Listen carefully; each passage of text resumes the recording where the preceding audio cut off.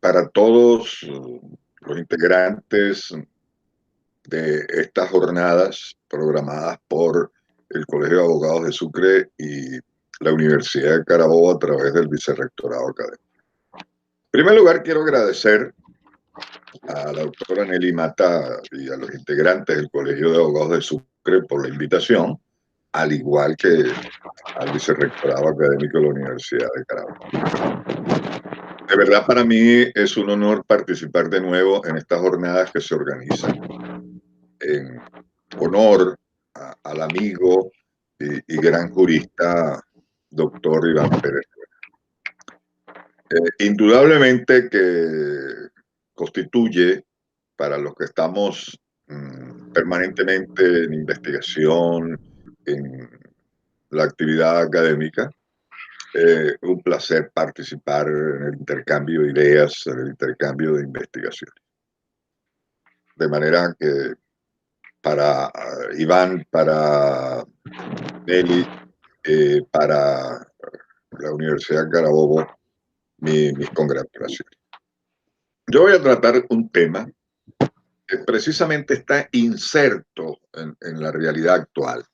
Venía rodando en la práctica, pero que hoy en día ha tomado gran vigencia precisamente por el fenómeno del COVID. Voy a hacer dos enfoques en el sentido, más que dos enfoques, no, dos perspectivas para visualizar el tema de la conciliación y la mediación como medios alternativos de solución de conflictos a través de los medios electrónicos o a través de forma digital o online. En primer lugar, hay que señalar, o como primera premisa, hay que señalar que el acceso a la justicia mantiene barreras tremendas, que el acceso a la justicia aún impide que densos sectores de la población accedan a la justicia, por diversas razones, por los costos, por cultura, por múltiples factores, por múltiples factores. Pero algo que debemos observar ahorita en Venezuela es lo siguiente, que la justicia en Venezuela ha estado paralizada prácticamente por 180 días y no ha habido una preocupación firme, latente, por que el público deseoso o el reclamo de sus derechos, de sus pretensiones, accediese al mecanismo procesal de justicia establecido en la Constitución. Obviamente sí, debemos reconocer la Constitución, permite y estimula los medios alternativos, los incluye dentro del sistema de justicia, pero en Venezuela no hemos desarrollado una cultura para estos medios alternativos de justicia. Entonces, pienso que el Estado, la academia, las universidades, los colegios de abogados, debemos estimular un poco el uso en la población de los medios alternativos de justicia. Y esto por una razón. En la primera razón, por dos razones, perdone. Esto por lo siguiente.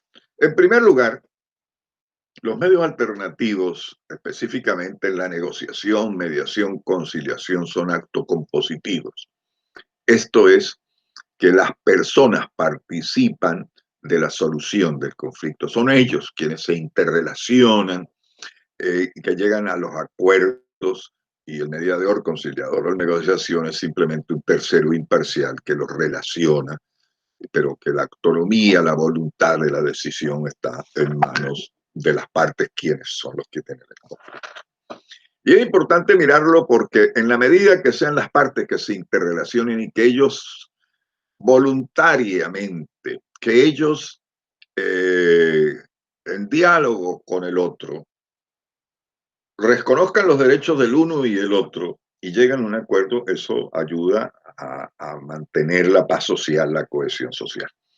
En el medio venezolano hoy tenemos un tejido social totalmente roto, desestructurado, las instituciones hechas añicos, lo que genera, pues, indudablemente que, que el tejido social, en el tejido social no haya coherencia, no haya paz social, y se presenten formas autónomas de poderes muy violentos. Y no podemos negar que hay desarrollo de violencia horizontal, especialmente en las barriadas de nuestras populosas ciudades. Entonces, esa es una razón. Lograr que las personas entiendan que el diálogo, la cohesión social es vital para la composición y la estructuración social en el desarrollo de la personalidad del ser humano.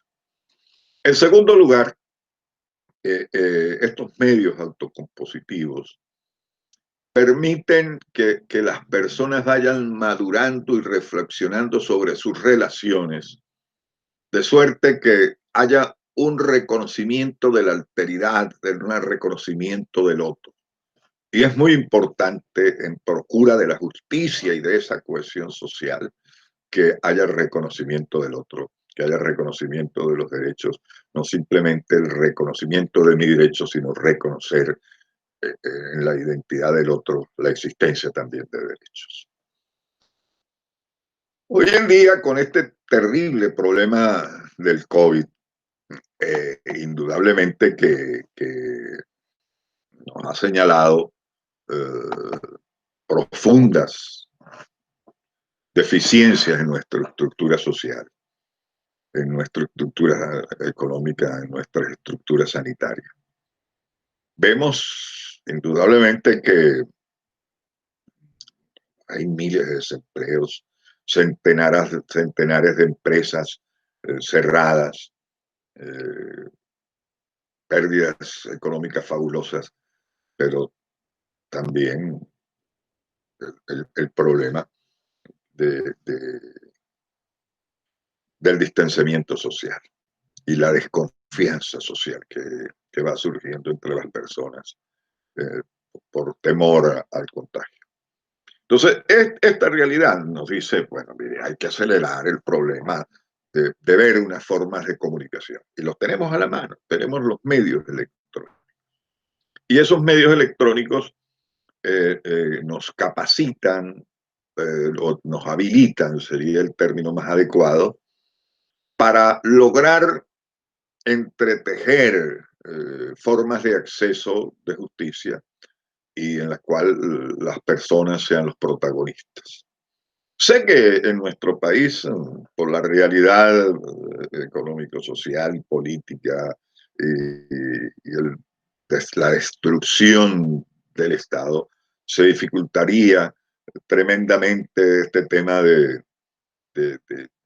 empleo de las formas electrónicas a las formas digitales, porque hay la infraestructura eléctrica pésima y hay cortes de energía eléctrica en algunas ciudades, en algunos estados que pasan 8 o 10 horas, no se sabe cuándo.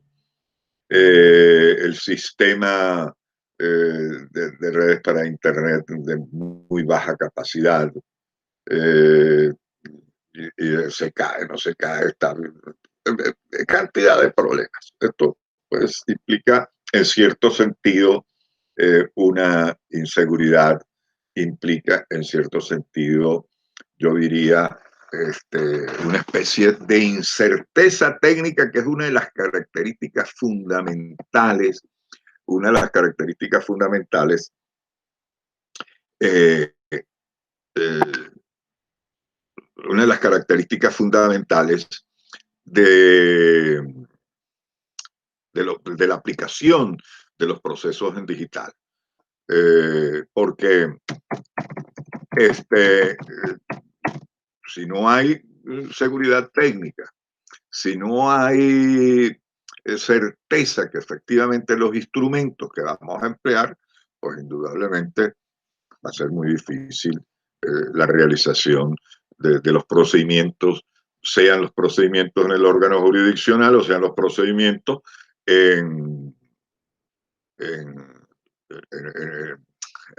estos actos positivos que hemos llamado, o de los medios alternos de solución de conflictos, porque ya existen experiencias extraordinarias en mediación electrónica, en arbitraje electrónico, lo que implica en países que ha sido exitoso el empleo de estas formas.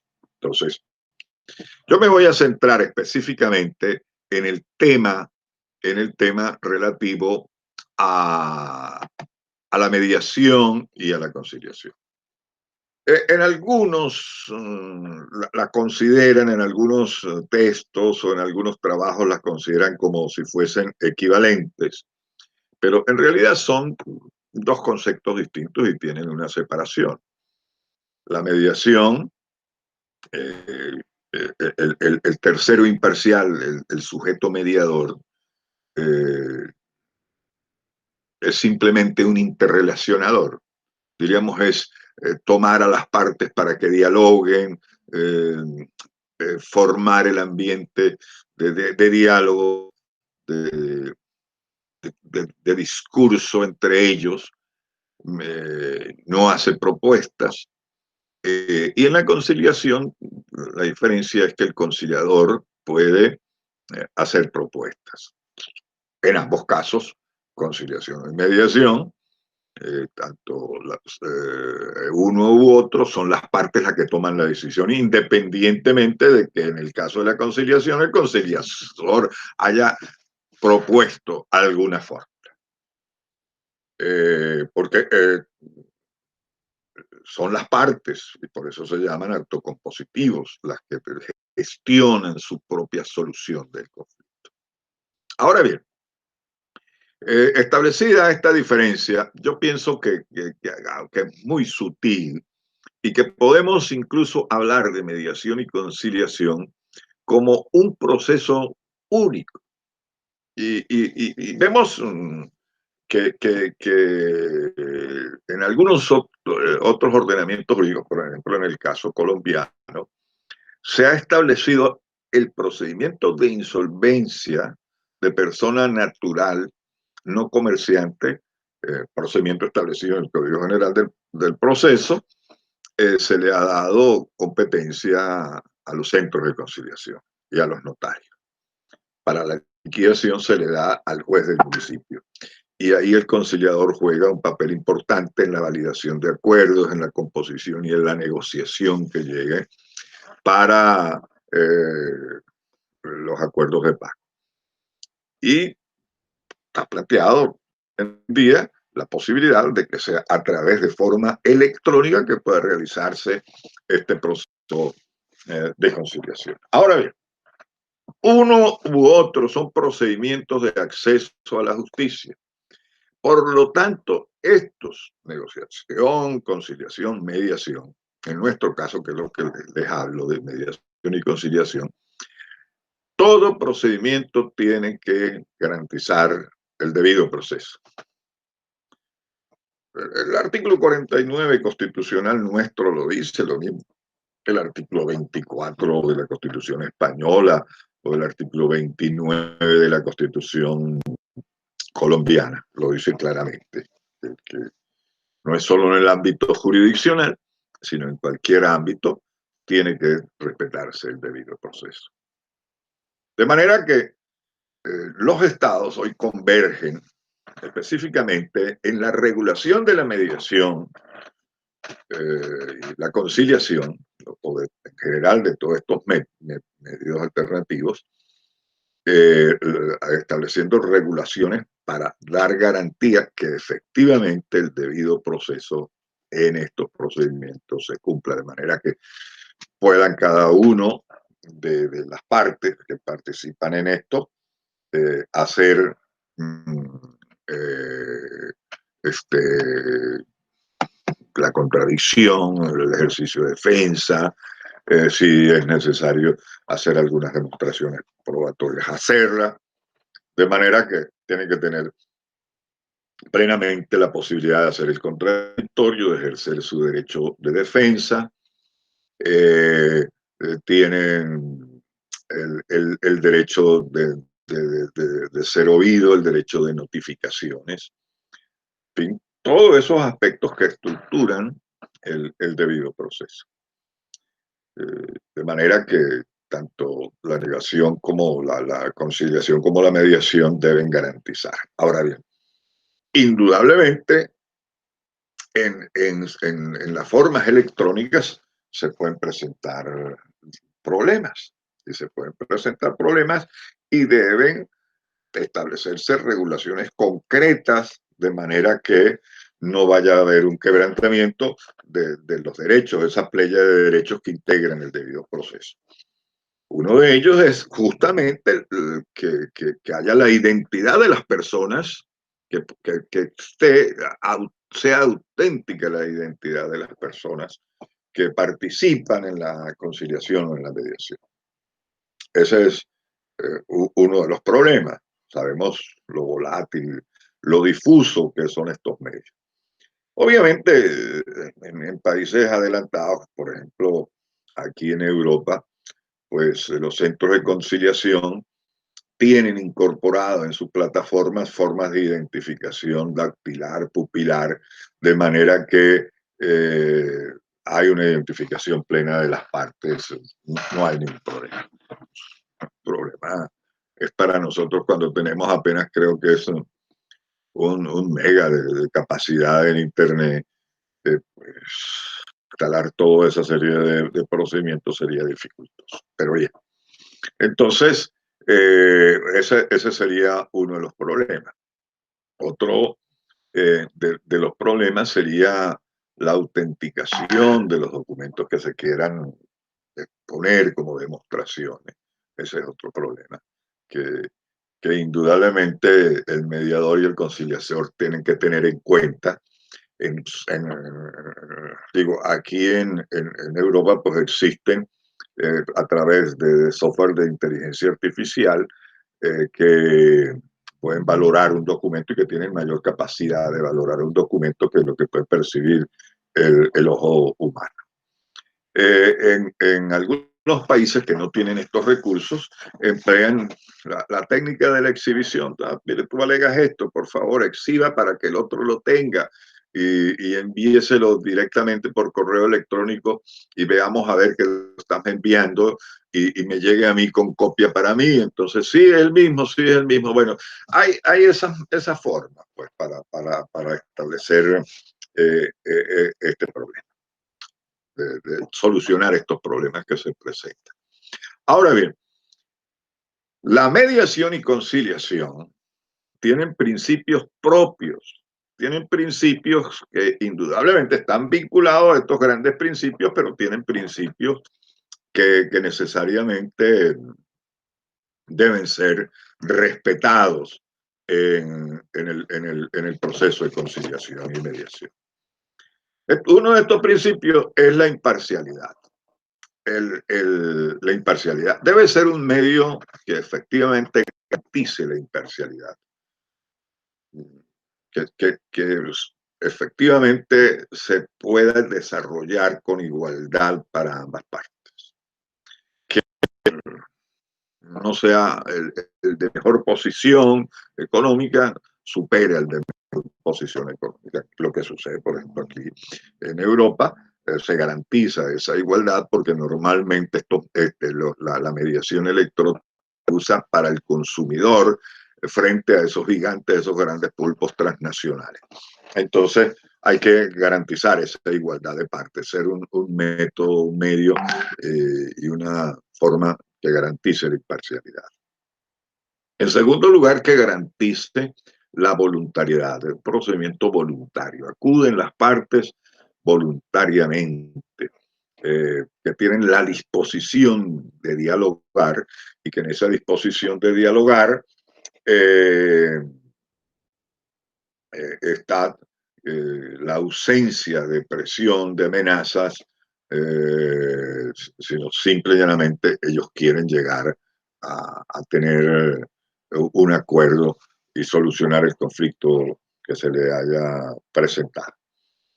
También otro de los principios que se señalan en este aspecto de la conciliación es que debe ser una forma accesible, que no sea complicada, no sea compleja, pero que además en su desarrollo sea flexible, de tal manera que las partes puedan, de acuerdo a ese principio dispositivo de voluntariedad y de que son los que van a llegar al acuerdo, puedan flexibilizar los mecanismos de ese diálogo, de citaciones. Bueno, mire, hoy vamos a considerar un par de días para tal cosa, vamos a diferir esto y esto, déjame estudiar más esta cosa, cosas de esta naturaleza que las partes puedan perfectamente ponerse de acuerdo y darle una mayor flexibilidad. Es decir, no debe ser un proceso.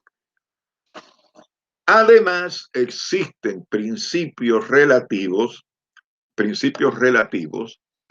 al conciliador. Estos principios al conciliador y al mediador, estos son principios atenientes a la figura de quien va a ejercer ese papel de interrelacionador. En primer lugar, tiene que ser una persona imparcial, es decir, una persona que no tenga vínculos objetivos o subjetivos con la causa en la cual va a servir como mediador o conciliador. Es posible que a lo mejor puedan haber algunos vínculos de carácter subjetivo, pero en ese caso, si las partes están de acuerdo que pueda continuar el conciliador y el mediador y tienen confianza en el sentido que no importa esa vinculación subjetiva y ellos están de acuerdo, pues perfectamente puede el conciliador y el mediador seguir y no apartarse del asunto. ¿Y esto por qué? Porque en definitiva, como el conciliador no tiene potestad, competencia para decidir, son las partes las que van a decidir, pues efectivamente tienen ese resguardo en el sentido de que sobre esto puede tener, a pesar de tener una vinculación, puede mantener la neutralidad, la imparcialidad en el diálogo. En segundo lugar, el mediador y el conciliador deben ser personas profesionalmente capaces, idóneas. No es cualquiera. Es posible que a lo mejor haya mediación en justicia de paz y sea una persona de solvencia moral, y tranquila, prudente, pero eso es otra cosa.